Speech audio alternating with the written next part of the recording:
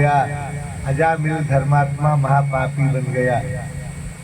88 साल की उम्र में अकाल मृत्यु देखी। अब दूतों को देखा, डर गया, भय हो, चिल्लाने लगा। बेटा को बुलाया, नारायण कह करके भगवान के दूत आए और बुढ़ापा पे संभल गया। हरिद्वार में गए, भगवान का तप किया गंगा के किनारे। वही दूत जो अकाल मृत्यु के समय दिखाई दिए तो दोनों दूत आए और भगवान का ऊपर से विमान भी आ गया। विमान में बैठकर चले गए। यानी बचपन सुधरा था, मध्य खराब हुआ, बुढ़ापा सुधर गया और परम सदगति हो गई। तो सुखदेव कहते हैं परीक्षित महाराज, जीवन में जितने पाप हैं अपने हाथों के द्वारा भगवान का नाम लेकर के पापों का प्रायश्चित करें। भगवान के परम पावन नाम हैं जो पापों को समाप्त करते हैं। सुखदेव जी महाराज बताते हैं कि राम राम कहे, कृष्ण कृष्ण कहे, नारायण नारायण कहे, हरि हरि बोले, जो हरि हरि आदि का जप करता है तत्काल उसके पाप नष्ट हो जाते हैं। कितना बड़ा पापी क्यों न हो, हरि का नाम लेते ही सारे पापों का अंत हो जाता है। राम का रा कहते ही संपूर्ण नाम का उच्चारण हो गया। रा कहा यानी जितने संसार में नाम है सब नामों का उच्चारण हो गया। जो हरि हरि बोले उसके सारे पाप भगवान हर लेते, नष्ट कर देते हैं। हरि दो अक्षर से सीधे मोक्ष मिलता है। केवल हरि हरि जप करे उसे सीधे मोक्ष मिलता है। हरि कहा सारे तीर्थ हो गए, हरि कहा सारे व्रत हो गए, हरि कहा तो सारे दान हो गए, सब पूर्ण हो गए। दो अच्छा हरि लेते सारे धर्म कर्म व्रत दान सब हो गए। विष्णु राम कृष्ण नारायण हरि ये सब एक ही है। चाहे विष्णु कहो, चाहे राम कहो, चाहे कृष्ण कहो, चाहे नारायण, चाहे हरि, ये सब नाम एक ही फल देने वाले हैं। इनका जप करने से, संकीर्तन करने से सारे पाप धुल जाते हैं, सारे पाप समाप्त हो जाते हैं, नष्ट जल जाते हैं।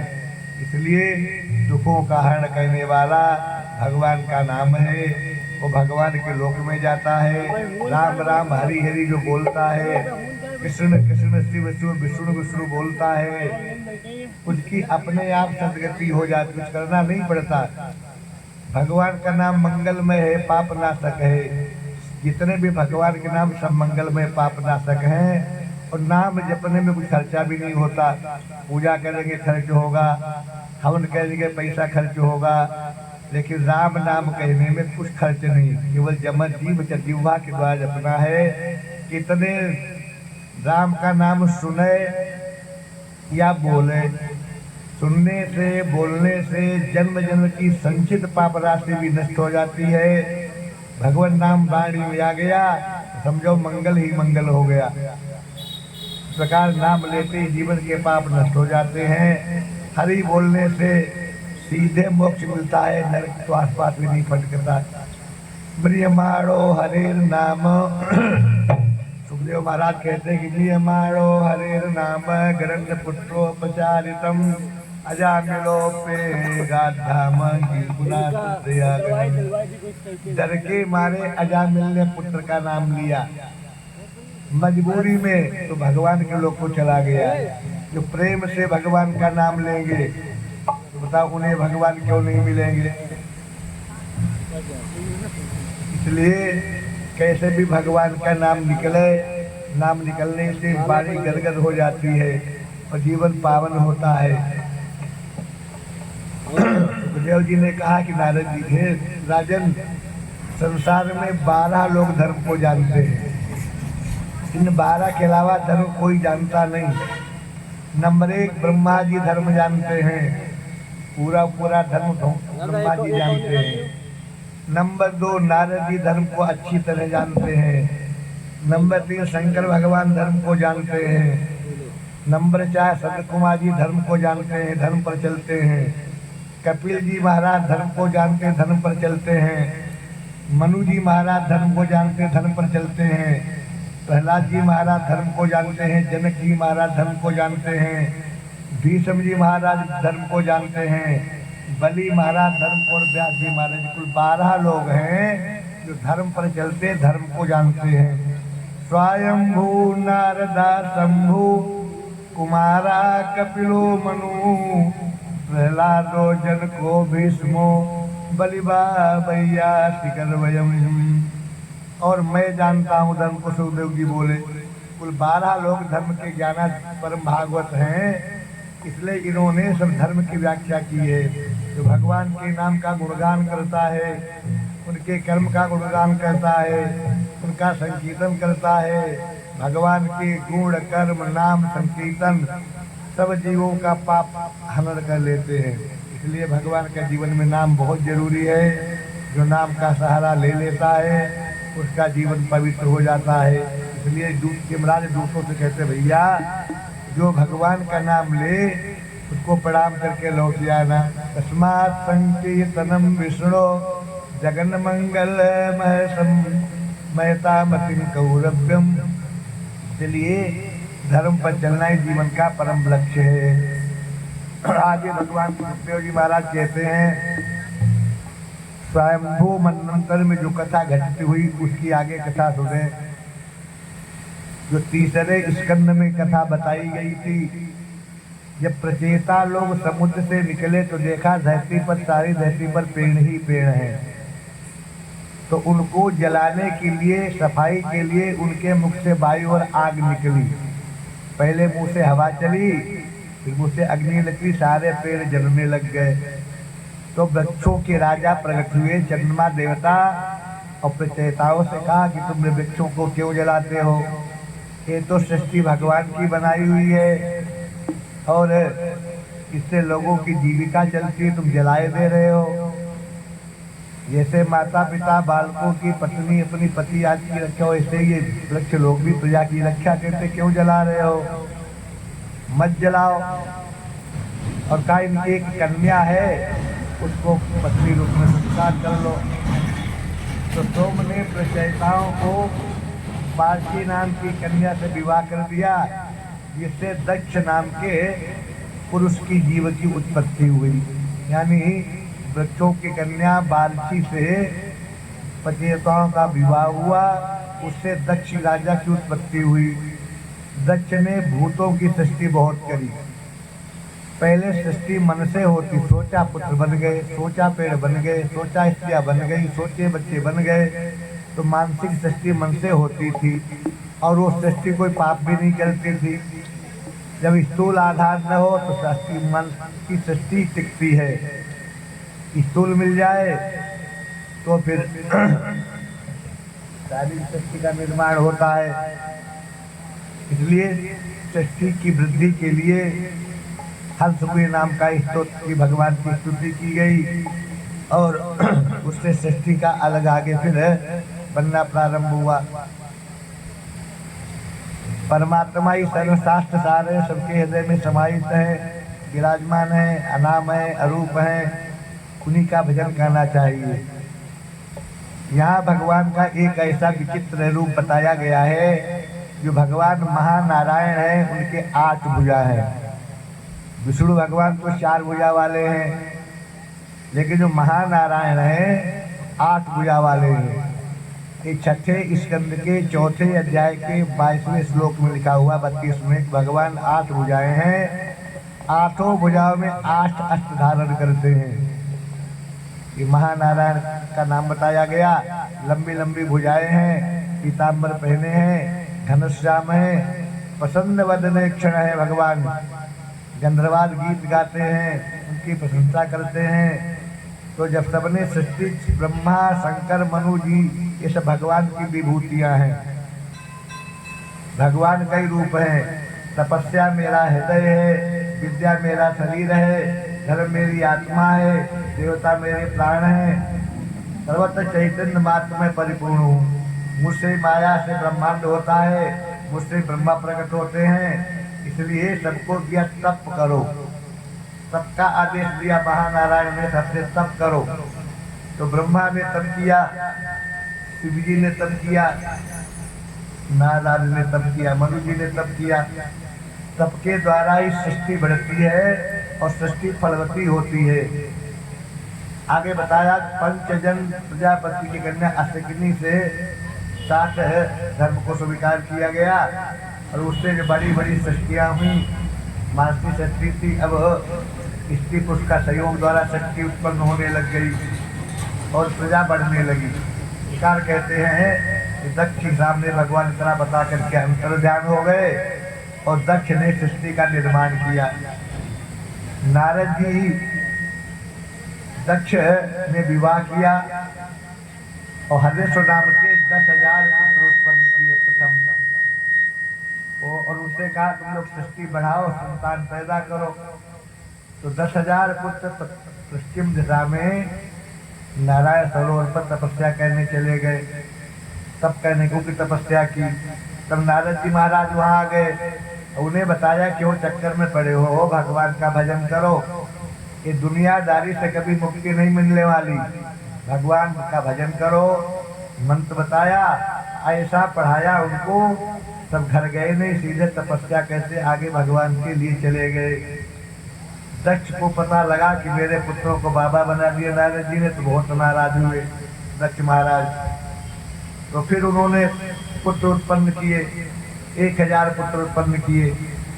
वो भी तपस्या करने कोई सरोवर पर गए जहाँ भाई लोग गए थे। फिर नारद जी आ गए और उन्होंने भगवान का ओम नमो नारायणाय जप किया। भगवान का पावन मंत्र है। नरसिंह पुराण में, विष्णु पुराण में इस मंत्र का बहुत महत्व लिखा है। जगह जगह हर अध्याय में एक बार नाम आया है, ओम नमो नारायणाय। ये भगवान का खदक्षर मंत्र है।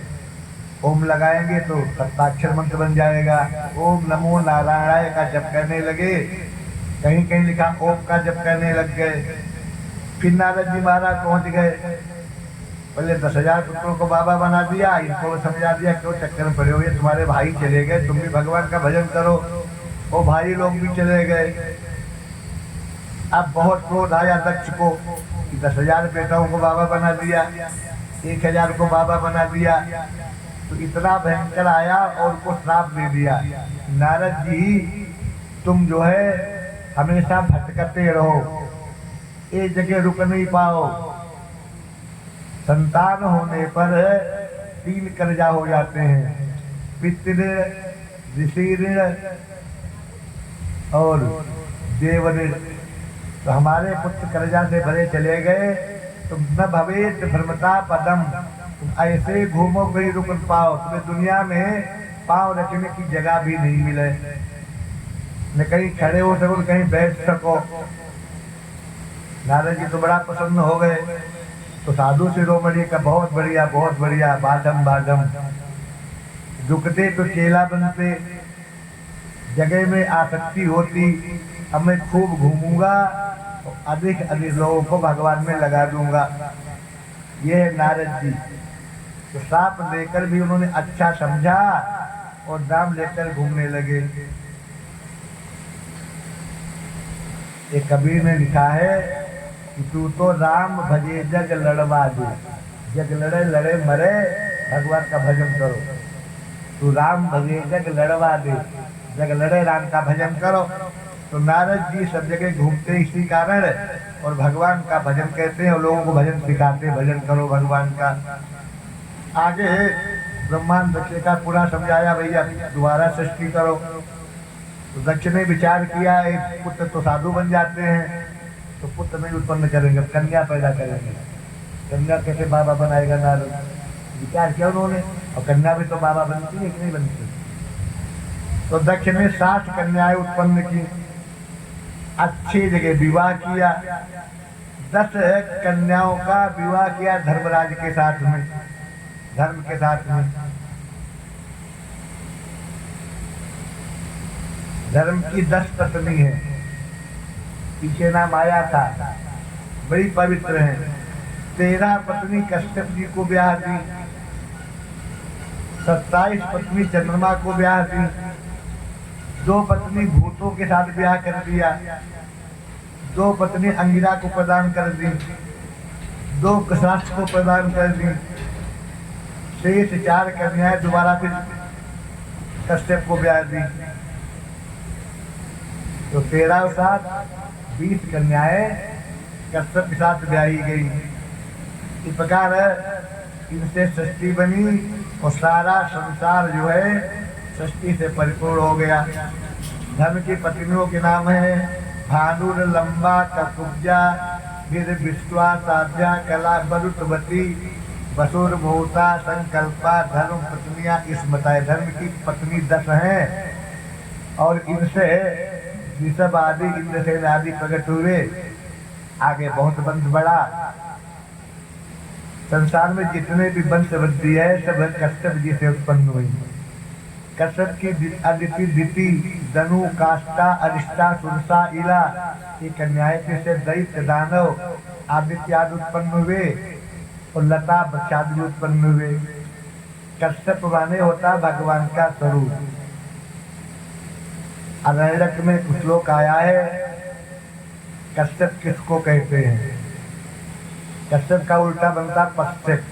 पश्चक मैंने जो पश्चक है वही कश्यप है माने दृष्टा साक्षी परमात्मा जो सबको देखे सब पर दृष्टि रखे उसका नाम है कश्यप। वेदों में कश्यप की बड़ी व्याख्या है। अब दैत्यों दानव और आदित्यों के वंश चले सबके सब 10 की 7 कन्याओं से चले। भिन्न भिन्न धर्म के कश्यपाद प्रयोग के उत्पन्न हुए। आदित्यों में विवस्वान अद्रिमा भूखा तुष्टा सविता भग धाता विधाता वरुण मित्र तक उत्पन्न हुए। ये 12 सूर्य उत्पन्न हुए। विवस्वान की पत्नी संज्ञा से साधदेव मनु उत्पन्न हुए। उन्हीं के यमराज उत्पन्न हुए। उनसे जमुना जी का प्राकट्य हुआ। जमुना एक बार घोड़ी बन गई थी। उनकी पत्नी संज्ञा घोड़ी बन गई थी। उनसे सतीव कुमार का जन्म हुआ और छाया के रूप में समिश्चर सावरणी मनुवाज का जन्म हुआ। तप्ती नाम की कन्या का जन्म हुआ। अरमा से मातृकाओं की उत्पत्ति हुई। भूखा से भी पुत्र उत्पन्न हुए। इस प्रकार उनसे विश्वरूप उत्पन्न हुए जिन्होंने देवताओं ने वस्त्र छोड़ के विश्वरूप को गुरु बनाया था। आगे कथा आएगी। दिति दक्ष की पुत्री है। दिति कश्यप की पत्नी दक्ष की पुत्री। द्वैत बुद्धि खंडन मंडन करने वाली बुद्धि को दिति कहता है। दिति माने अद्वैत बुद्धि जो संगठन करने वाली सबको लेकर चलने वाली सबसे प्रेम करने वाली बुद्धि को अदिति कहते हैं। आगे सुखदेव जी पूछते महाराज ध्यान से सुनिए। इंद्र को त्रिकोण का ऐश्वर्य प्राप्त हुआ। सिद्ध चारण गंधर्व विद्याधर अप्सरा आदि को लेकर के मतवाले होके सिंहासन पर बैठे। ऐश्वर्य का बड़ा भारी मद होता है। ज्यादा पैसा बढ़ जाए पद बढ़ जाए तो लोग अभिमानी अहंकारी हो जाते हैं। इसलिए धर्म का उल्लंघन कहते घमंड करने लग जाते हैं। एक बार इंद्र बैठे थे सिंहासन पर इंद्राणी के साथ में और गुरु जी बृहस्पति आए। इंद्र ने देख लिया लेकिन अनदेखी कर दिया। नाच देख रहे थे सराओं का मुंह घुमा लिया। गुरु जी समझ गया जुआनी हो गया है मेरा अपमान करेगा चेला तो वहीं से लौट के अंदर नहीं गए। इन मस्ती में नाच देखता रहा। इस प्रकार है कोई राजा भी अगर आवे लोग कहते हैं कि राजा को नहीं उठना चाहिए लेकिन धर्म की बात है गुरु ब्राह्मण आदेव तो राजा को भी खड़ा हो जाना चाहिए। सप्तद्वीप पृथ्वी के सम्राट हो तभी ब्राह्मण को देख के खड़ा होना आवश्यक होता है। ऐसा हमारे पुराणों में लिखा हुआ है। उठ करके आसन करे तो बस पे चले गए। अंत में इंद्र को याद आया कि मैंने गलत कर दिया। ये स्वर्ग के मन में आके गुरु को अपमान कह दिया। अब उनको ढूंढने गए गुरु तो चले गए अंतर ध्यान हो गए। अब इंद्र पता लगा शत्रु को इंद्र के गुरु नाराज हो गए तो शुक्राचार्य के पास राक्षस लोग गए दैत्य लोग और कहा मौका बढ़िया है इंद्र को परास्त करो। भगवान आता ही है अस नहीं को जन्मा जग माई नहीं को जन्मा जग माई प्रभुता पाई जाई मदनाई प्रभुता पाई जाई मदनाई नहीं जन्मा जग माई प्रभुता पाई जाई मदनाई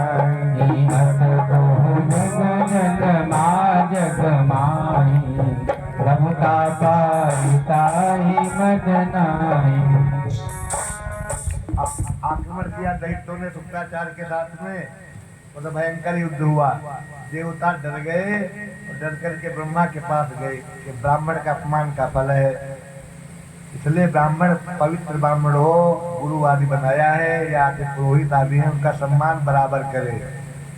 नाराजगी भी हो तो प्रणाम करके समाधान करे, अपमान नहीं करना चाहिए। तो ब्रह्मा जी के पास गए, ब्रह्मा ने देखा देवता बड़ा दुखी है, कहा तुमने अपने अहंकार में आकर के गुरु का अपमान किया है, और जो गुरु का अपमान करता है उसका विनाश होता है, हमेशा नीचे गिरता है। आचार्य हमारे यहाँ कई मूर्तियां जो है भगवान के बराबर मानी गई। आचार्य ब्रह्मा की मूर्ति है, आचार्य ब्रह्मा की मूर्ति है, पिता प्रजापति मूर्ति है, प्रजापति मूर्ति है, माता पृथ्वी की मूर्ति है, माता पृथ्वी की मूर्ति है, भाई इंद्र की मूर्ति है, भाई इंद्र की मूर्ति है, बहन दया की मूर्ति है, हाँ बहन दया की मूर्ति है, आत्मा धर्म की मूर्ति है, आत्मा धर्म की मूर्ति है, अतिथि तो स्वयं हरि है, अतिथि जो स्वयं हरि ही है, अतिथि तो स्वयं हरि है, अतिथि जो स्वयं हरि ही है, अभ्यागत अग्नि की मूर्ति है, अभ्यागत अग्नि की मूर्ति है, ब्रह्मा जी ने समझाया है देवताओं, आचार्य पुरोहित जो होता है वो ब्रह्मा की साक्षात उनके मेरा रूप होता है। पिताजी जो है प्रजापति की मूर्ति साक्षात प्रजापति होते हैं, माता साक्षात पृथ्वी मैया होती है, और जो भाई छोटा बड़ा इंद्र का स्वरूप होता है, बहन को दया की मूर्ति बताया गया, आत्मा स्वयं धर्म की मूर्ति है, अतिथि तो स्वयं भगवान का रूप होता है। कब घर में आ जाए तो अभ्यागत अग्नि की साक्षात मूर्ति, इनका हमेशा स्वागत करे। आचार्य का, पिता का, माता का, भाई का, बहन का और धर्म का, अतिथि का और अभ्यागत, इनका हमेशा आदर सम्मान करे, तभी कल्याण होगा, अन्यथा अनिष्ट होता चला जाएगा। अब तुम अपना आसन छोड़ के छिप जाओ, और एक विश्वरूप नाम के पवित्र ब्राह्मण है, विश्वकर्मा के पुत्र हैं, उनको तब तक टेम्परेरी गुरु बना लीजिए, आचार्य बना लीजिए, और जो कहे करो तो तुम्हारा फिर राज्य वापस मिल जाएगा, तुम्हारा परम कल्याण हो जाएगा। ब्रह्मा जी के कहने पर देवता प्रसन्न हुए और तुष्टा के पुत्र विष्णुरूप के पास में गए। उन्होंने हृदय से लगा लिया, कहा महाराज आप हमारे यहाँ पधारे हैं, बड़ी कृपा की है, आपका कल्याण हो, कैसे आए हैं? तो उन्होंने कहा आप तो आचार्य की मूर्ति है, पूरी वही बात बताई, और मैंने भूल से अभिमान में आकर के गुरु जी का अपमान किए, गुरु जी गायब हो गए हैं, और आप हमारे आचार्य बन जाओ जब तक गुरु जी नहीं मिलते, बृहस्पति जी नहीं आते। दयालु से उन्होंने कहा ठीक है, पैरों पर सिर धर दिया। मतलब होता तो लोग छोटे के भी पैर छू लेते हैं, मतलब होता है। उम्र में बहुत कम थे, देवताओं ने मैंने प्रणाम किया, दया की का ठीक है का, लेकिन हालांकि सबसे खराब पुरोहिताई है। हमारे शास्त्रों में पंडिताई करना बढ़िया नहीं माना गया। पंडिताई कहने से सीधे नरक मिलता, सीधे नरक। हर जगह पंडिताई की खूब निंदा की गई, रामायण में की गई। तो ब्रह्मा जी ने वशिष्ठ से कहा कि पुरोहित बन जाओ, तो कहा मैं पुरोहित नहीं बनना। क्या बनोगे? तो भगवान का भजन करेंगे, भगवान को प्राप्त करेंगे। तो ब्रह्मा ने कहा अगर भगवान पुरोहिताई से मिल जाए तो तब तो कर लूंगा, तुम पुरोहित बन जाओ, भगवान तुम्हारे आगे पीछे डोलेंगे, जो कहोगे भगवान करेंगे। इस बात को मान के वशिष्ठ जी पुरोहित बने थे। राम जी कहा उन्होंने ब्रह्मा जी से, उपरोहिती कर्मयति मंदा, उपरोहिती कर्मयति मंदा, पुरोहिती कर्मयति मंदा, पुरोहिती कर्मयति मंदा, पुराण सुमति सुमति कर निंदा, वेद पुराण सुमति कर निंदा, वेद पुराण सुमति कर निंदा, वेद पुराण सुमति कर निंदा, पुरोहिती कर्मयति मंदा, पुरोहित कर्म अति मंदा। वेद पुराण शास्त्र स्मृतियाँ धर्मशास्त्र में पुरोहित की निंदा की गई। तो ब्राह्मण खाए क्या? तो लिखा है कि ब्राह्मण क्या भोजन करे। ज्यादा संग्रह ब्राह्मण को नहीं करना चाहिए। इतना इकट्ठा करे कि शाम का भोजन चल जाए, सवेरे की चिंता मत करे। बाजार में जाए, खेत में जाए, गल्ला मंडी में जाए, जो जमीन में दाना गिर जाते बहुत बड़े रहते हैं, उनको बीन ले और बीन के उससे जीवन चलाए। नंबर 1 का ब्राह्मण वस्तु लिखी है, मांगे किसी से नहीं। गल्ला मंडी में जाए, खेत में जाए, खेत में बराबर तुम्हारा नहीं मिलता, नहीं मिलता है, गल्ला मंडी बराबर मिलता है। तुम्हारे जमीन में पड़े हैं, इन्हें कोई पूछता है, बीन लावे, उसको भोजन करे। नंबर 1। दूसरा, नहीं काम चलता तो विद्याधन करे, बालकों को पढ़वावे, बच्चों को पढ़ावे बिल्कुल बना करके, उससे जो सुरक्षा से दे जाए, गुरु दक्षिणा में उससे भोजन की व्यवस्था करे।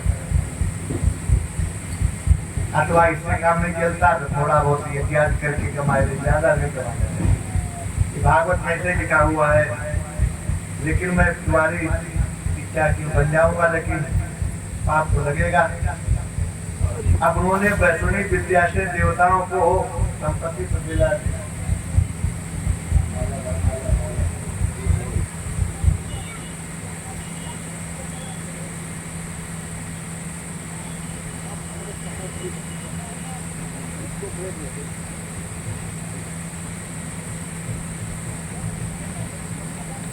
बोलिए लक्ष्मी नारायण भगवान की जय हो।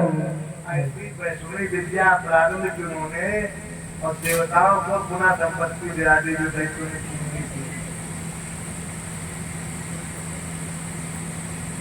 फिर युद्ध चालू दोबारा हुआ तो इन्होंने एक नारायण कवच का उपदेश किया।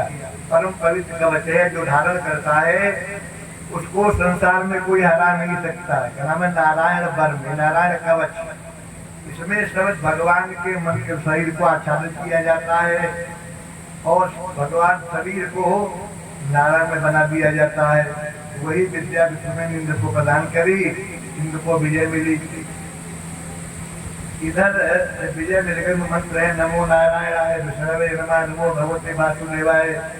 ऐसा शरीर में कोई भी रोग हो, कैसी भूत बाधा हो, कैसी परेशानी हो, किसी प्रकार की आपत्ति हो, दुश्मन बढ़ गए हो, तो इस कवच का पाठ करे, जल बना ले, मंत्र द्वारा पी जाए, सारे रोग भाग जाएंगे, भूत बाधाएं भाग जाएंगी। मंत्र पढ़ के फूंक लगा दे कवच पढ़ करके, सारी आपत्तियां छूट जाएंगे। सब परम पवित्र नारायण कवच। हमारे गुरु जी मंदिर में थे, जो कोई आता था झाड़ा लगवाने तो इसी कवच के द्वारा झाड़ा लगा देते थे। मैंने भी बहुत दिन लगाया, अब तो बंद कर दिया झाड़ा वाड़ा लगाना, फूंक लगाना। तो ऐसा परम पवित्र है, सब भगवान के नाम के द्वारा शरीर को आच्छादित किया जाता है, रास्ता को, मार्ग को। यही कवच दिया इंद्र को विश्वरूप महाराज ने। विश्वरूप ब्राह्मण ही थे, परम पवित्र है। अब विश्वरूप बहुत बढ़िया थे। इधर जब देवता लोग परम पवित्र हो गए तो दैत्य जो मारे गए, हार गए। एक दिन क्या हुआ, इंद्र यज्ञ कर रहे थे, विष्णु यज्ञ करा रहे थे। विष्णु के 3 मुख थे। एक मुख से वो सोमपान करते थे, एक मुख से सुरा पीते थे, एक मुख से अन्न खाते थे। लोग कहते हैं सोमपान शराब को कहते हैं, ये बिल्कुल गलत है। सोमपान एक सोमलता नाम की जड़ी बूटी होती है, उसके रस को निकाल करके हवन किया जाता है और उसी का जो रस बनता है उसको सोमपान कहते हैं। आगे सोम कथा आएगी। मदिरा अलग चीज है, सोमपान अलग चीज है। मदिरा को आज के लोग सोमपान कहते हैं, इसकी मूर्खता समाज में भरी पड़ी है। और सोमपान केवल देवता लोग कर पाते हैं, किसी को मिलती जड़ी बूटी नहीं। सोमपाल का असकारी देवता है, मानो तो है ही नहीं, मिलता ही नहीं मानो को। और यह सूरा लिखा, अब शराब क्यों पीते थे ये उनकी माता थी दैत्यों घर की और पिता थे देवता, तो दैत्यों के कारण थोड़ी आदत बिगड़ गई, तो एक से मदिरा पान करें, एक से सोमपाल, एक से अन्न आदि खाएं। जब ये हवन कर रहे थे तो इनकी नानी नाना इनके पास आए, भैया देखो नाती का अधिकार होता है कि नाना नानी का उद्धार करे। पितर होते हैं दो, एक तो परिवार वाले दादी दादा बाबा बाबा माता पिता आदि, एक नाना नानी आदि, और तुम नाना नानी को मार करके उसके पुत्रों को मामा को मार करके ये पाप करोगे तो उसका उद्धार कैसे होगा पितृ से।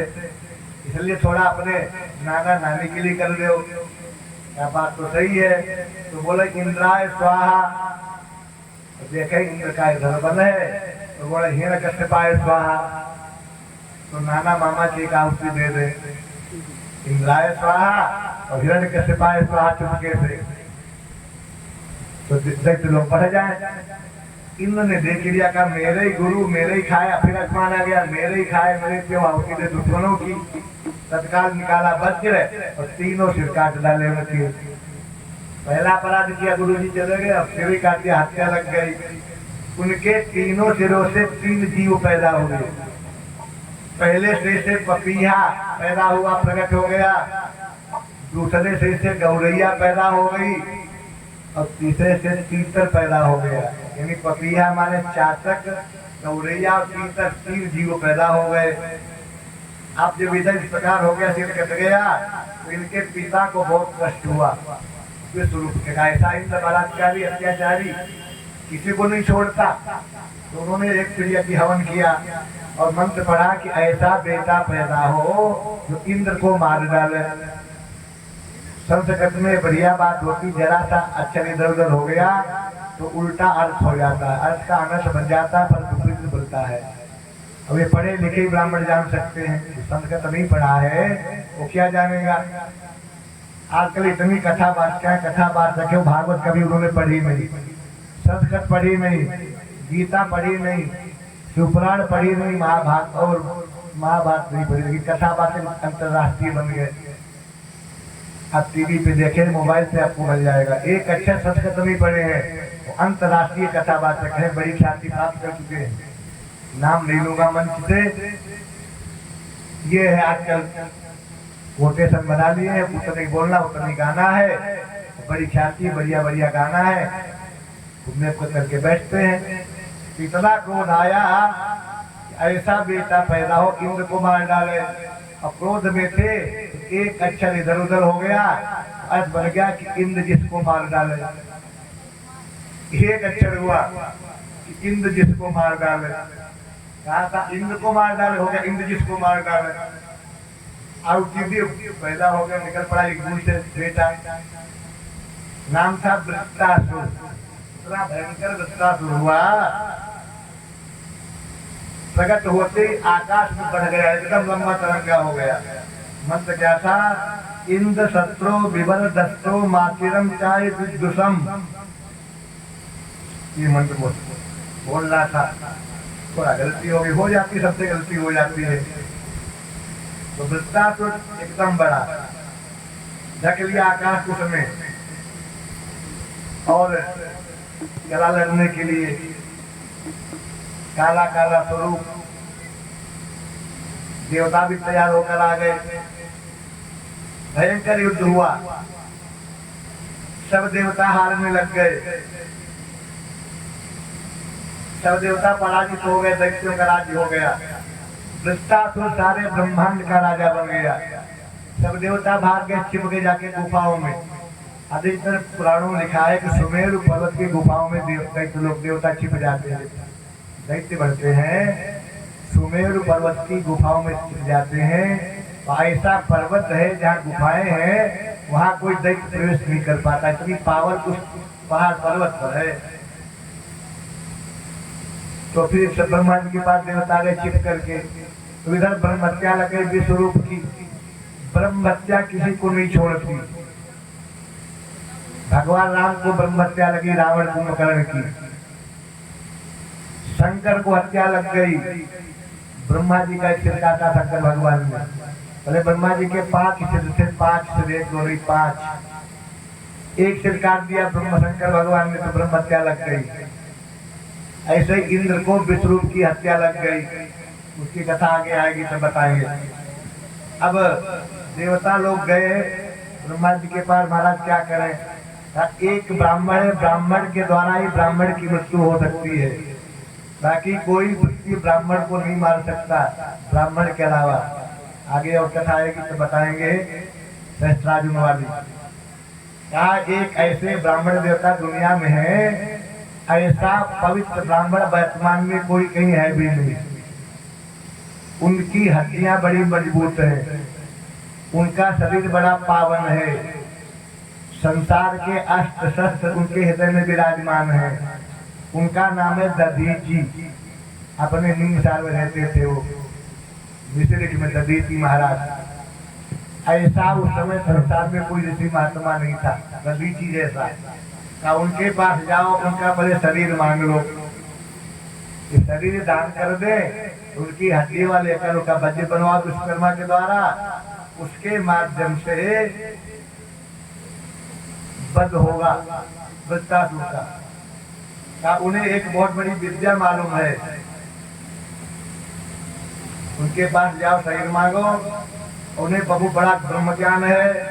उन्होंने घोड़े के सिर से अश्विनी कुमारों को उपदेश किया था एक बार। उनका एक नाम अश्वशिरा भी है। एक बार है दधीची अश्व बन गए, घोड़ा बन गए, अश्विनी कुमारों को उपदेश किया था। तो अश्वशिरा भी नाम है। ऐसे ब्राह्मण के जो रूप चाहे बना दिया करते थे। इसलिए तुम उनके पास जाओ, प्रणाम करो, क्षमा मांगो। ऐसे है कि मांगने को शरीर दे देंगे। सबको अपने प्राण प्यारे लेके ब्राह्मण लोग तो प्राण भी दे देते हैं, शरीर भी दे देते हैं। ये ब्राह्मणों की तपस्या का फल होता है, उदारता का फल होता है। सब देवता पहुंचे जाकर के रूप बदल करके असली रूप में प्रणाम किया दधीची महाराज को और पूरी बात बताई। आपकी हड्डी चाहिए, उसका हम वज्र बनवाएंगे, वृत्तासुर का वध होगा, कृपा करो महाराज। रोने लगे, बिलबिलाने लगे तो दया आ गई। दया की मूर्ति होते हैं ब्राह्मण। दया आ गई तो ठीक है, कोई बात नहीं, मैं अपना प्राण दे देता हूँ, शरीर आप जो चाहो करो। तो उन्होंने प्राणायाम खींचा और प्राणायाम खींच के प्राणों को अलग कर दिया। शरीर रह गया, प्राण भगवान में चला गया, भेज दिया। अब कहेंगे ऐसे कथा आती है कि उनके शरीर में नमक लगाया गया, भागवत में अन्य पुराण में आया है। और गायों को छोड़ दिया गया, गायें शरीर को चाट गई, खाल चाट गई गायें सब, हड्डियां बच गई। हड्डियां लेकर आए इंद्र देवता, उसका बढ़िया वज्र बनाया गया और वज्र के द्वारा जो है आगे तो युद्ध हुआ। ऐसे दधीची महाराज हमारे यहाँ थे। आगे चलकर फिर नर्मदा नदी के किनारे भयंकर युद्ध हुआ। त्रेता काल की बात है। देखो, विश्वकर्मा ने वृत्तासुर को पैदा किया, अपने पुत्र के मारने के लिए वज्र भी विश्वकर्मा ने बनाया। कमाल की बात देखो, विश्वकर्मा ने मारने के लिए पुत्र वृत्तासुर पैदा किया और विश्वकर्मा ने वज्र बनाया। अचंभे की बात की नहीं। तो वज्र बनाया, नर्मदा नदी के किनारे भयंकर युद्ध हुआ। सब देवता जितने युद्ध में आए, लेकिन कोई देवता युद्ध में जो है वृत्तासुर को पराजित नहीं कर पा रहा था। वृत्तासुर ने मुंह फैलाया और इंद्र को हाथी सहित मुख में खा गया। ऐरावत हाथी वज्र से इंद्र को खा गया। क्योंकि इंद्र तो अमर थे, मर नहीं सकते थे, वज्र साथ में था, मरे तो नहीं। तो वज्र के द्वारा उसका कोख को फाड़ दिया, काट दिया, कोख से हाथी से बाहर निकल आया। कितना बड़ा होगा देख मान लो, इतना बड़ा ऐरावत हाथी है, हाथी सहित पेट फाड़ करके यहाँ से बाहर जिंदा होकर निकल जाए। फिर दुआ। अब जब मारे नहीं मरता है, देखो कई लोग ऐसे हैं जिन्हें मरते समय उत्तम भगवान का ज्ञान हुआ। रामायण का बाली जब मरने लगा तो भगवान, ज्ञान तो पहले ही भगवान का था और भगवान से बड़ी प्रार्थना की। पहले तो बोला कि भगवान आपने मुझे क्यों मारा, क्या दुश्मनी हमारी आपकी है। सुग्रीव कैसे मित्र बन गया? रामायण में लिखा कि मैं बैरी सुग्रीव प्यारा, मैं बैरी सुग्रीव प्यारा, कारण कवन नाथ मोहि मारा, कारण कवन नाथ मोहि मारा। भगवान ने कारण बताया। तो रामायण का बाली और भागवत का वृत्तासुर, जो बाली ने कहा वही वृत्तासुर ने भगवान से कहा। अब सब देवता भगवान के पास पहुंचे, नारायण की प्रार्थना कर दी। तो भगवान नारायण आकर के वज्र में समाहित हो गए। उसने देखा कि भगवान नारायण वज्र में है, दिखाई दे ले, तुरंत नारायण की प्रार्थना करी। बड़ा गजब की प्रार्थना है भागवत में, कई श्लोक हैं। और दोनों को भगवान ने मारा। देखो, बाली का वध भगवान ने किया और वृत्तासुर का भगवान वज्र बनकर के वध करते हैं। ऐसा वृत्तासुर पवित्र हुआ। भगवान से कहता है कि भगवान, बाली बोला था भगवान से, यही योनि करो बस ब्रह्महि, नाथ देउया महि। किसी योनि में हम जाएं, भगवान मुझे आपका ज्ञान बना रहे। तो वृत्तासुर कहता भगवान से, महाराज आप मेरे नेत्रों में हमेशा विराजमान रहे और मेरे नेत्रों से निकले कभी नहीं। बड़ा बढ़िया मीराबाई का भजन है, वही मीराबाई कहती थी। भागवत रामायण एक ही है, अंतर नहीं है, लेकिन ये संस्कृत में है, वो हिंदी में है, सबका एक ही अर्थ है। जो मीराबाई कहती है वही कहते हैं वृत्तासुर महाराज भगवान से। बसो मेरे नयन में नंदलाल, बसो मेरे नयन में नंदलाल, बसो मेरे नयन में नंदलाल, बसो मेरे नयन में नंदलाल, बसो मेरे नयन में नंदलाल, बसो मेरे नयन में नंदलाल।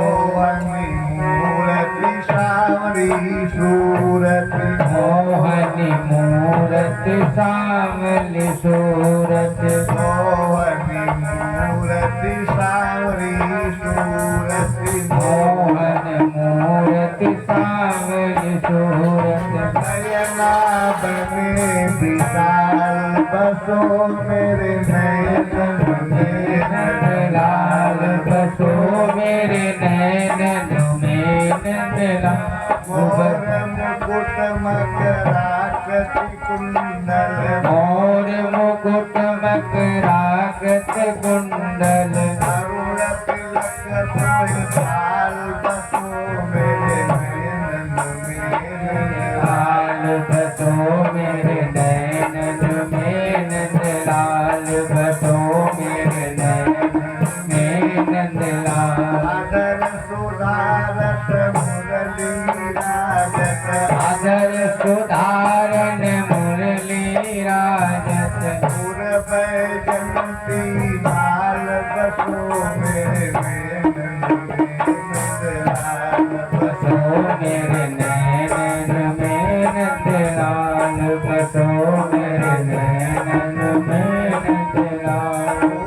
घंटिका कटिपट सो है, घंट नाचत घट सोए, पूरा साल, बसो मेरे नयन में नंदलाल, लाल, बसो मेरे नयन में नंदलाल, बसो। प्रभु संतन सुखदाई, मीरा प्रभु संतन सुखदाई, मीरा प्रभु संतन सुखदाई, मीरा प्रभु संतन सुखदाई।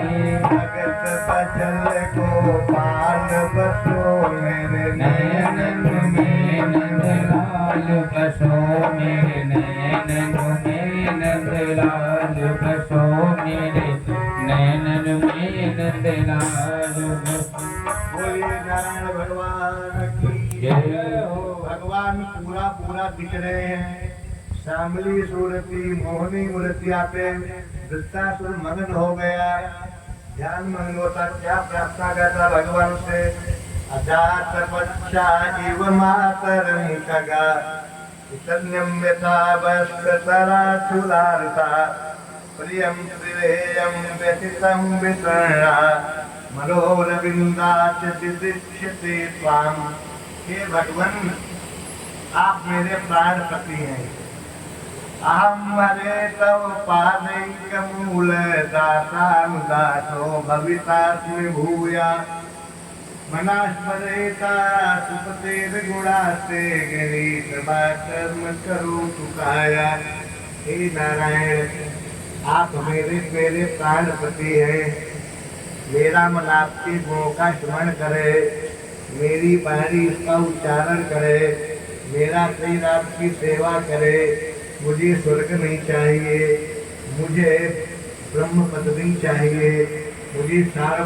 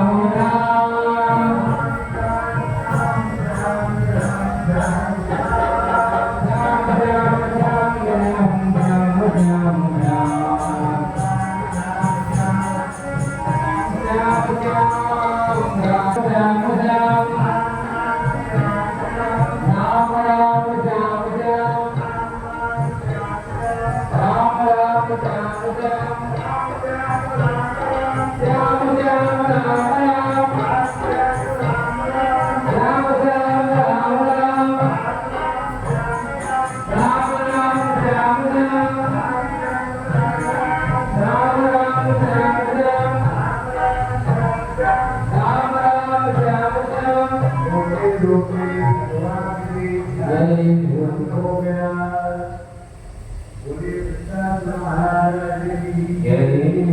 जीवन हो तो ऐसा हो, सामने मृत्यु है, जीवन में बत्ती जलाया, श्रद्धा पूजन में भगवान के सामने हाथ जोड़ के खड़ा हुआ, जलाया भगवान में गया, भगवान के परम धाम को जलाया। पूरी नारायण भगवान की जय।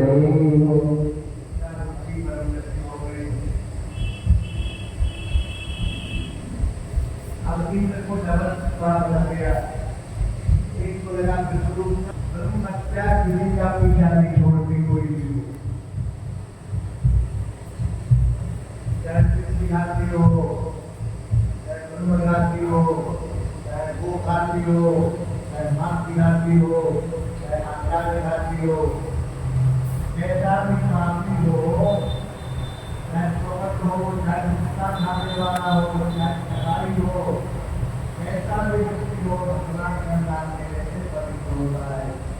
शुद्ध नीलम ये कीर्तना भगवान का ऐसा नाम है कि सर्वों परम पवित्र कर लेता है।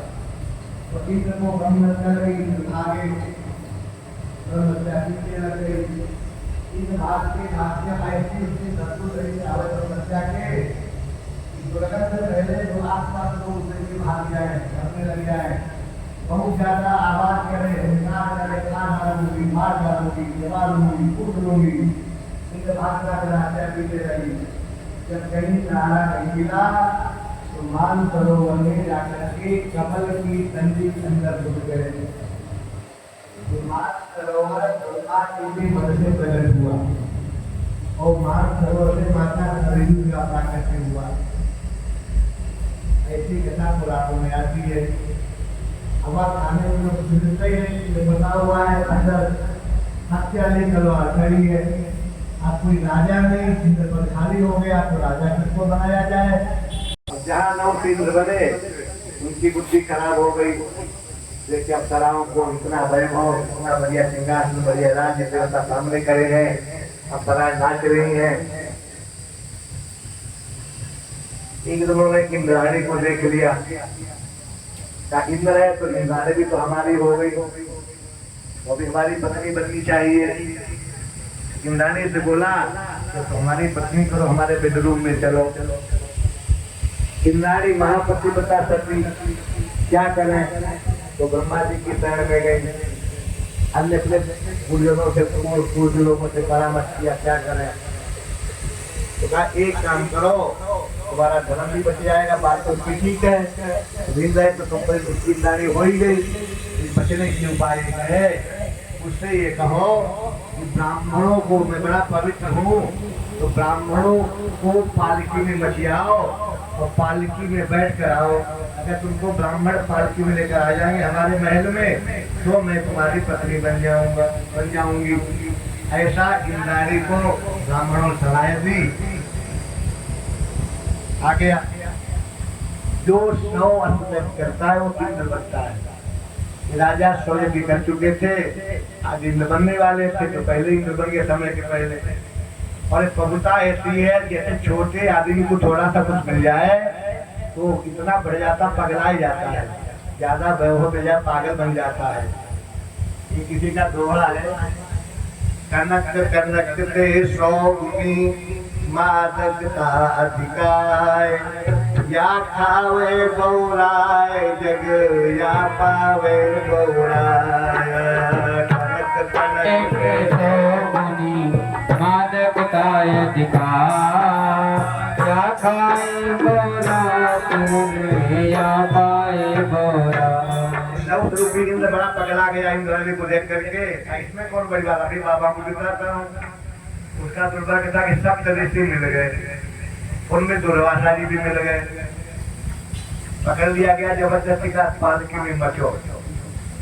दिव्य संत लोगों को पालकी में मचवाया गया, जुटाया गया और पंखी मार के पालकी के अंदर बैठा। हमारे पालकी बहुत बढ़िया माना गया। पहले विवाहों में पालकी जाती थी, पालकी हमारे विवाह में पालकी गई थी। आप तो पाल के तो घोड़ी घोड़ा घोड़ा पे बैठ नहीं पाते, उठा के धरे जाते हैं, बैठेंगे घोड़ा पे जरूर, पक्षी पे बैठेंगे पक्षी। तो पालकी को परम, पालकी माने यानी परम लाभ जीवन का। जब चलने लगा बड़ा जल्दी जल्दी इंद्राणी मिला है, तो जल्दी चलो, जल्दी को संस्कृत कहते सर, सरपह सरपह, बार बार बोले संस्कृत में सरपह सरपह, जल्दी चलो जल्दी चलो। संस्कृत भाषा बहुत अच्छी है, बड़े अच्छी आदत है, लेकिन पढ़ाई आपके नहीं जाता है, तो बोला सरपह सरपह, जल्दी चलो जल्दी चलो। अब बाबा लोग जल्दी कैसे चले, वो तो मस्ती में रहते हैं अपने।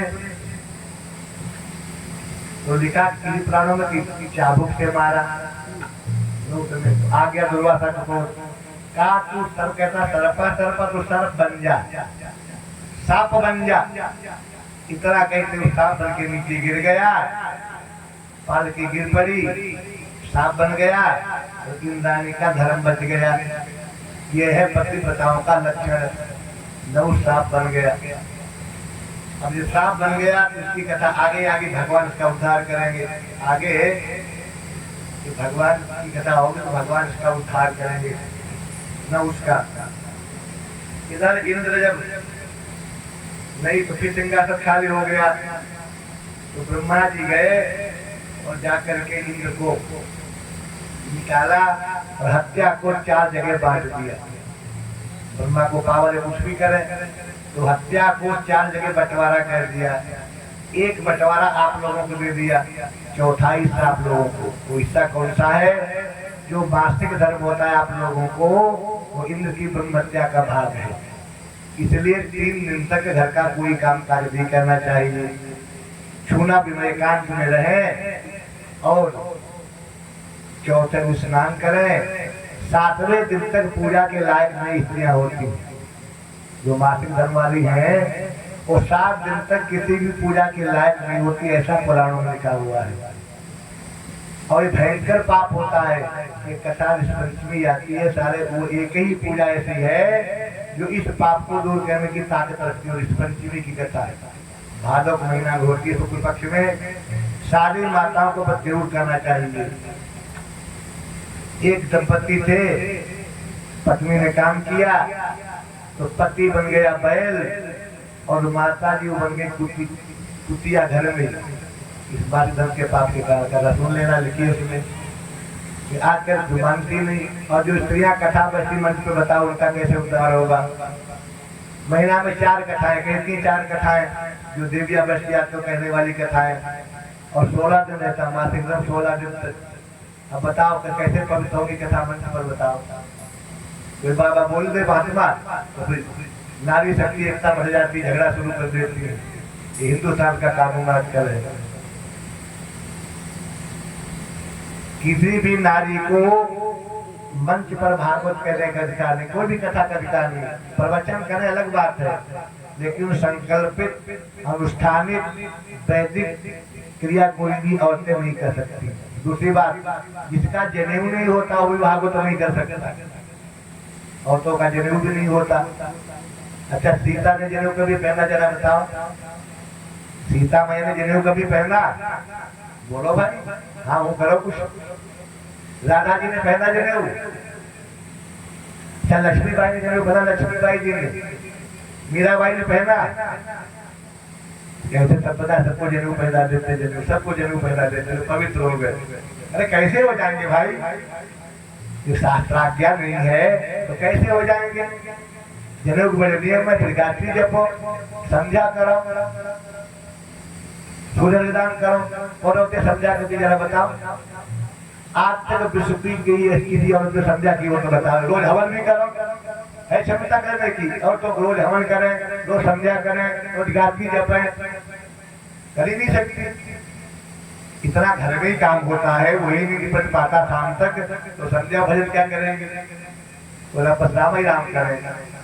जो काम करे भगवान का नाम ले, झाड़ू लगाए राम राम, पोछा लगाए राम राम, बर्तन धोए राम राम, खाना बनाए राम राम, चाय बनाए राम राम, भोजन कराए राम राम, नहाए तो भी राम राम, ठंडा पाते तो भी राम राम। ये तो गोपियां कहती थी काम करते रहो नाम जपते रहो, काम करते रहो नाम जपते रहो, जपते रहो, काम करते रहो नाम जपते रहो, काम करते रहो नाम जपते रहो। ये जब करेंगे तभी तो आदत पड़ जाएगी काम काम जपते जपते जपते जपते। मीराबाई क्या कहती थी? ये कहती थी, ये गोपियां कहती थी। मीराबाई दिलदास भगवान का भजन करती थी, दिलदास सब छोड़ दिया। तो रायणा ने, एक लोग और कहते हैं कि मीराबाई के देवल ने उनको सताया, ऐसा लोग कहते हैं। लेकिन भक्त मारे पुस्तक है, पढ़ के देख लेना। मीराबाई राणा संग्राम सिंह के कई बेटा थे, तो बड़े पुत्र का नाम था राजा भोज, छोटे के नाम था विक्रमादित्य, और सबसे छोटे के बेटे के नाम था उदय सिंह, जिसके राणा प्रताप हुए। तो राजा भोज ने ही अपनी पत्नी मीराबाई को सताया था, जहर पिलाया था, सब कुछ किया था। तो मीराबाई भगवान के पास जाकर के रोज तो एक मंदिर बनवा दिया था, मंदिर में रहती थी, वहीं खाना पीना और भजन करती थी। एक बहुत बढ़िया उनका भजन है, थोड़ा सब लोग प्रेम से गा लीजिए। दूर नगरी बड़ी दूर नगरी, दूर नगरी बड़ी दूर नगरी। कहती है नारायण आपका घर बहुत दूर है और मैं आ नहीं सकती, बड़े प्रतिबंध लगे हैं, बड़ी शक्ति हमारे ऊपर, बड़ी नियमावली है, लगातार पहरा रहता है, निकल नहीं सकती, जा भी नहीं सकती। सब सैनिक लोग लिए बल्लभ महाराज आस पास खड़े हुए हैं, इसलिए कैसे आऊँ महाराज? जोरों के भगवान की मीराबाई रोज प्रार्थना कहती है। दूर नगरी बड़ी दूर नगरी, दूर नगरी बड़ी दूर नगरी। कैसे आऊँ कन्हैया तेरी ब्रज नगरी, कैसे आऊँ कन्हैया तेरी ब्रज नगरी, कैसे आऊँ कन्हैया तेरी गोकुल नगरी, कैसे आऊँ मैं कन्हैया तेरी गोकुल नगरी। दूर नगरी बड़ी दूर नगरी, दूर नगरी बड़ी दूर नगरी। कैसे आऊँ कन्हैया तेरी गोकुल नगरी, कैसे आऊँ मैं कन्हैया तेरी गोकुल नगरी, कैसे आऊँ कन्हैया तेरी गोकुल नगरी। कैसे आऊँ मैं कन्हैया तेरी गोकुल नगरी। रात को आऊँ तो डर मुझे लागे, रात को आऊँ तो डर मोहे लागे, रात को आऊँ तो डर मुझे लागे, रात को आऊँ तो डर मोहे लागे। दिन में आऊँ तो देखे सारी नगरी, दिन में आऊँ तो जग नगरी, कैसे आऊँ तेरी गोकुल नगरी, कैसे आऊँ तेरी गोकुल नगरी। दूर नगरी बड़ी दूर नगरी, दूर नगरी बड़ी दूर नगरी। कैसे आऊँ कन्हैया तेरी ब्रज नगरी, कैसे आऊँ मैं कन्हैया तेरी ब्रज नगरी। संग आऊँ कन्ह तनु लागे, लगे लगे आऊँ कान्हा कर्म मोहे लागे, संग आऊँ कन्ह धर्म मोहि लागे, लगे लगे आऊँ कान्हा कर्म मोहे लागे। अकेली आऊँ तो भूल जाऊँ डगरी, अकेली आऊँ भूल जाऊँ डगरी।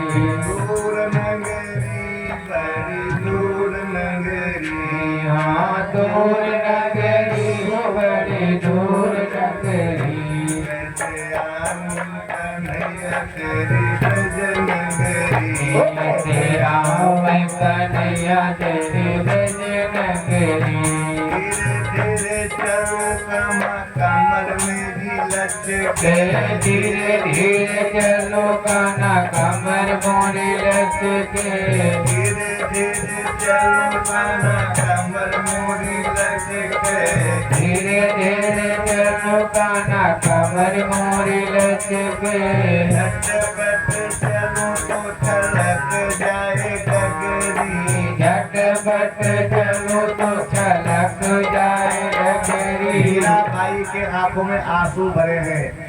आंखों को गगरी कहते हैं मीराबाई। हे प्रभु अगर जल्दी चलूंगी तो आंखों रूपी गगरी से जल रूपी आंसू छलक जाएंगे महाराज, तो जल्दी नहीं चल सकती हूँ।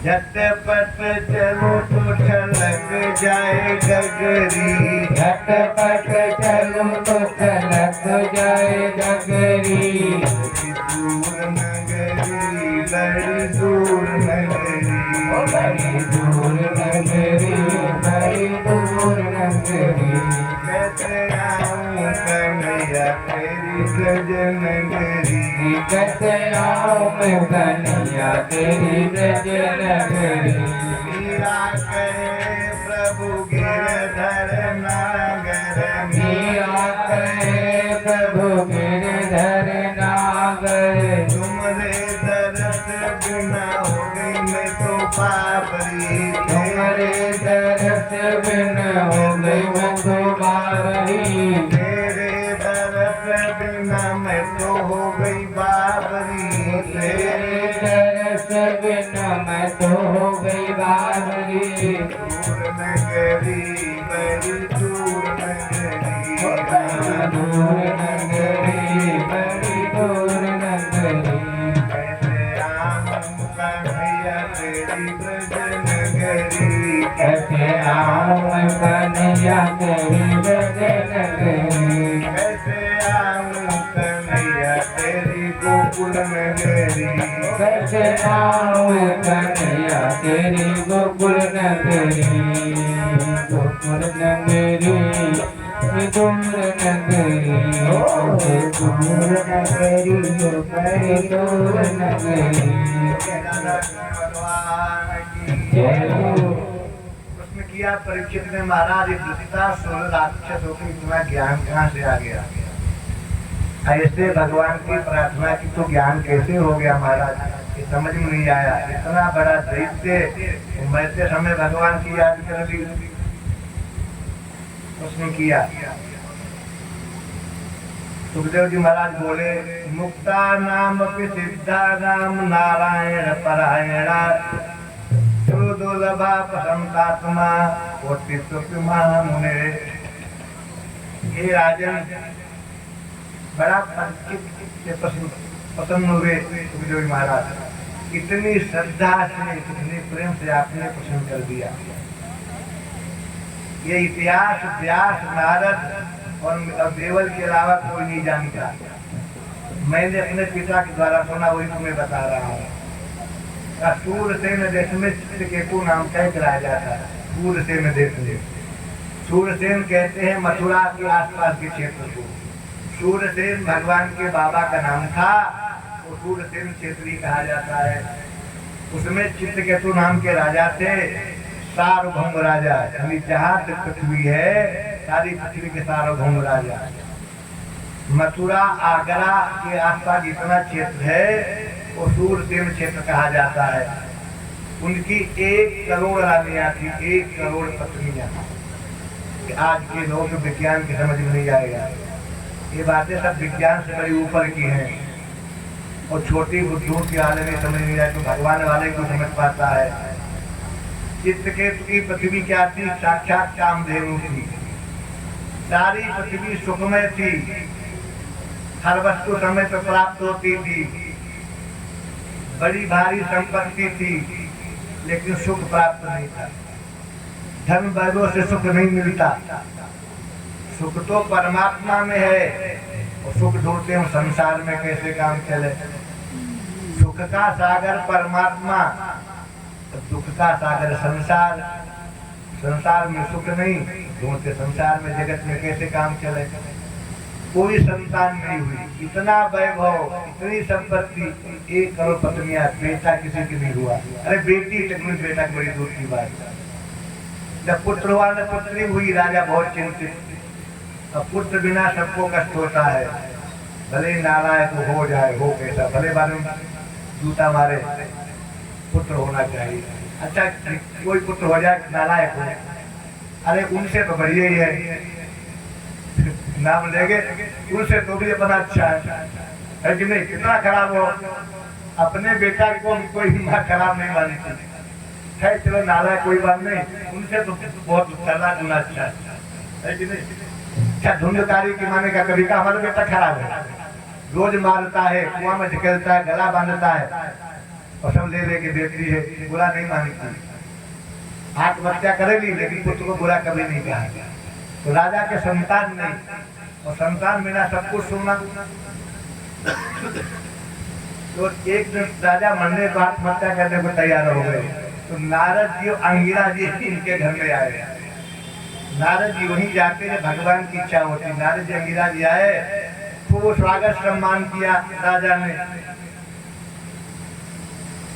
और कहा आपको बड़ा पसंद है, आपकी पत्नी, आपके पुत्र, आपका कोषाध्यक्ष, आपके सेनापति सब खुशी है, पसंद है, लेकिन आप उदास क्यों हैं? तो राजा बोले सब बढ़िया, लेकिन मेरे संतान नहीं, संतान सुख नहीं, इसलिए मैं बड़ा दुखी हूँ। तो नारद बोले संतान में सुख नहीं मिलता, संतान वाले सब दुखी होते हैं। एक आदमी, अच्छा बताओ, राम बेटा बनकर राजा दशरथ के आए कि राम का बाप के बाप को सुख मिला? बताओ। राम जैसा बेटा बनकर अयोध्या में जन्म लेता है कि राम को बाप को सुख मिला? 4 बेटा, लाश लावारिस पड़ी है का अचार बना दिया गया, एक भी बेटा पास नहीं, क्या सुख मिला? वसुदेव जी के भगवान बेटा बने, क्या सुख मिला? 22 साल जेल खाने में रहे, 22 वर्ष जेल खाने में रहे सुखदेव जी, वसुदेव जी महाराज। और बेटा पहले चला गया, पिता में आग लगाने वाला कोई नहीं बचा। दशरथ के, वसुदेव जी के, जो भगवान को सुख नहीं दे सकता, तो हम लोग के बेटा क्या सुख देंगे? खाली भ्रांति है, सुख मिलेगा, सुख मिलेगा, सुख मिलेगा। इतने हमारे पास बेटा वाले रोज आते, बेटा वाले, जिनके नहीं है वो भी आते हैं और जिनके है वो भी आते हैं।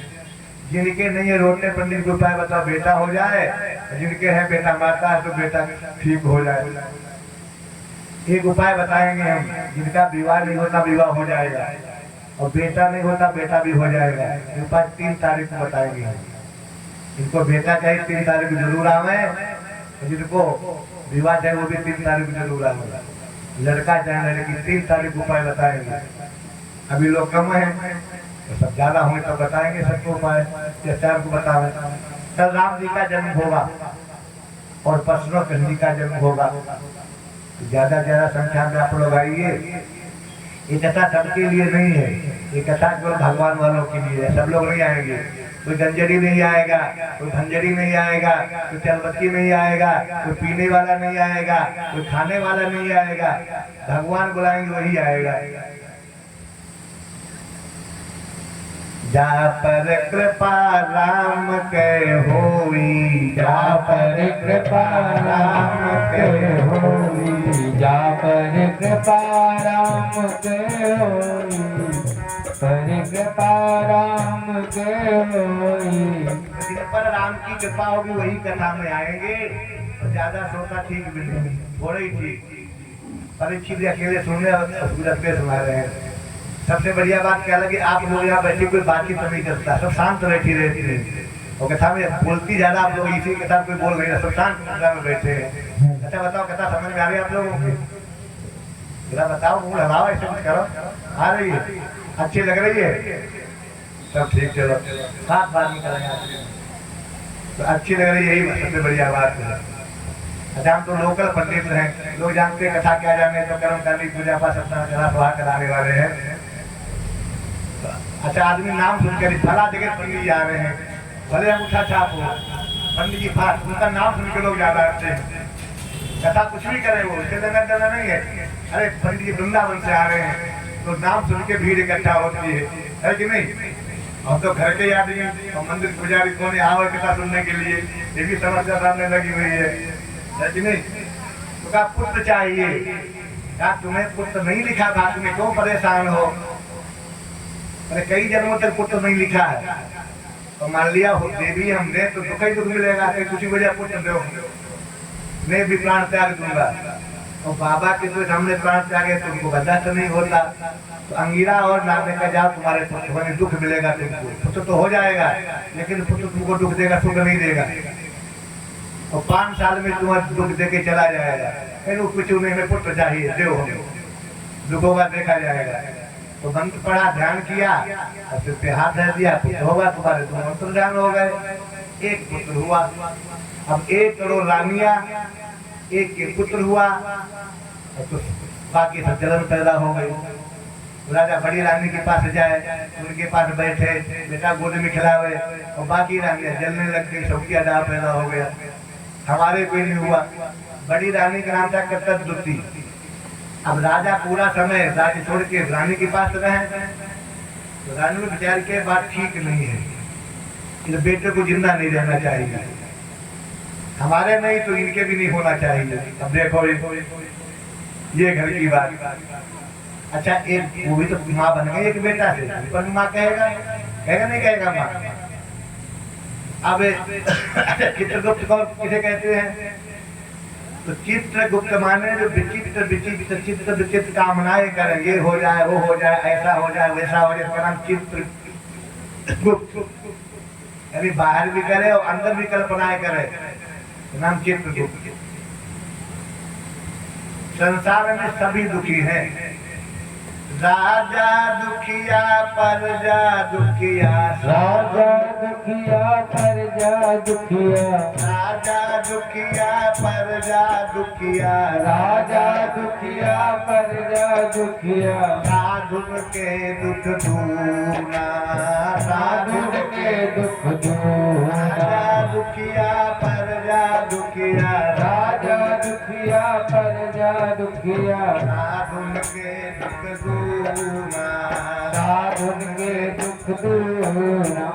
कहे कबीर सुनो भाई साधु, कहन कबीर सुनो भाई साधो, एक घर नहीं सूना, एक घर नहीं सोना। राजा दुखी प्रजा दुखी और साधु सबसे ज्यादा दुखी। कबीर कहते हैं राजा दुखी प्रजा दुखी और सबसे ज्यादा बाबा लोग दुखी।